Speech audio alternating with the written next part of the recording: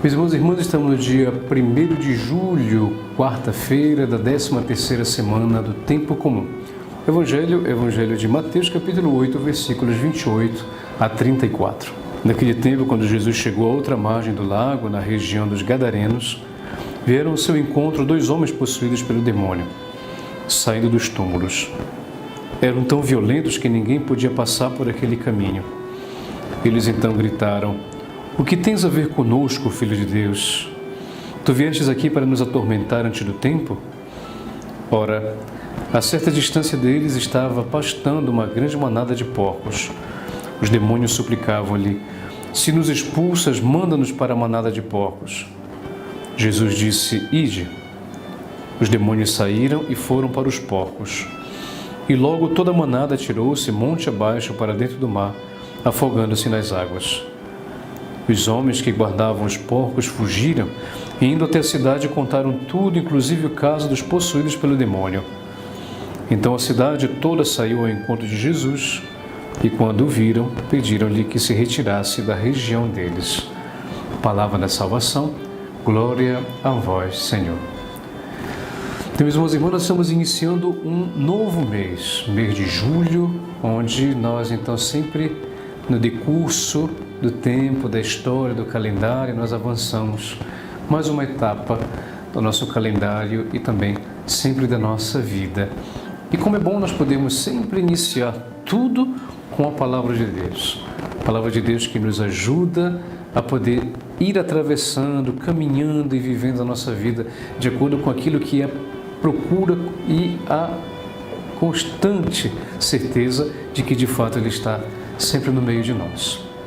O Evangelho de hoje é um evangelho sempre emblemático, esse dos possuídos pelo demônio. E sempre quando nós nos deparamos com um evangelho desse, nós temos a oportunidade de poder mais uma vez refletir sobre a presença do mal em nossa vida. Sempre tem oportunidade também de poder fazer uma catequese em relação a isso. Vocês sabem que infelizmente essa imagem do demônio foi tão instrumentalizada pelos filmes e por tantas coisas que temos essa imagem realmente de tudo isso. É claro que parte disso existe como imagem, porém não tanto da forma como foi descrito ou interpretado. A única coisa que para nós, segundo o Catecismo da Igreja Católica e a própria tradição bíblica nos fala, como essa que acabamos de escutar, significa que o mal é uma realidade espiritual. E, portanto, assim como Deus, que é Espírito, e, portanto, Deus é absoluto, nós não o vemos, mas nós sabemos que Ele existe por causa dos sinais que Ele nos deu para que nós entendêssemos, por exemplo, a criação do mundo, a caridade, o amor que nós sentimos, o próprio irmão, tudo isso são formas de entender que Deus se faz presente. Até Jesus Cristo, quando Felipe perguntou: "Senhor, mostra-nos o Pai."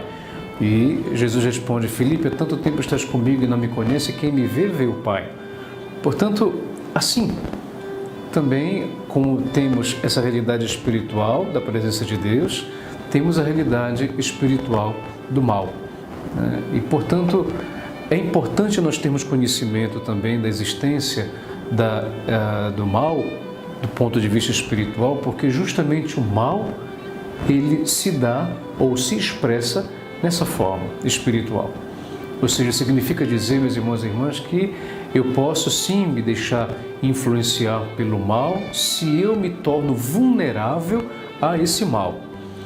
Ou seja, nós, por exemplo, quando temos uma imagem sagrada em casa, nós consideramos como uma proteção. Quando nós vamos à missa, nós garantimos a nossa proteção, a nossa saúde espiritual e assim por diante. Mas também temos, ou podemos ter, práticas, formas de poder evidenciar a existência espiritual do mal. Quando muitas vezes devemos ter cuidado com determinadas imagens, com determinados símbolos que podem nos remeter justamente ao mal. Inclusive, hoje, exorcistas nos alertam para isso, cuidado que devemos ter com determinadas letras de músicas ou então com imagens que podem evocar, então, espiritualmente esse mal. E acabamos de ver aqui no Evangelho, ou seja, O que nos consola, meus irmãos e irmãs, é que o mal sempre é vencido. E, portanto, o próprio mal reconhece quem é Deus. Como vimos aqui também quando os Espíritos veem Jesus e dizem: o que queres de nós? O que tens a ver conosco, filho de Davi? Tu viestes aqui nos atormentar antes do tempo?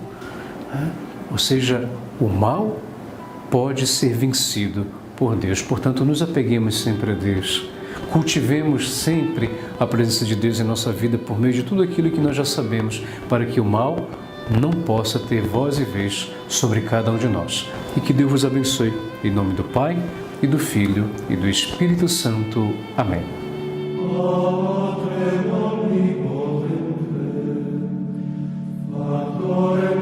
Ad